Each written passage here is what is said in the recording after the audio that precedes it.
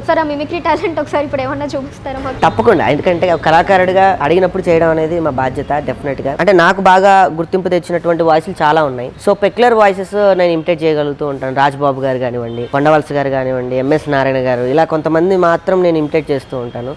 అందులో నాకు బాగా పేరు తీసుకొచ్చింది, ఏ ఇంటర్వ్యూలో కూడా మీరు చూసే ఉంటాను, నాకు రాజ్బాబు గారు అంటే ప్రాణం. సో ఆయన ఇమిటేట్ చేయకుండా నేను ఏ ప్రోగ్రామ్ కూడా ఫినిష్ చేయను. ఫస్ట్ స్టేజ్ మీద ఎక్కగానే రాజ్బాబు గారు ఇమిటేట్ చేస్తూ ఉన్నాను. రాజ్బాబు గారి వాయిస్ మీకోసం ఆయన ఇంటర్వ్యూకి వస్తే ఎలా ఉంటుంది ఏంటనే.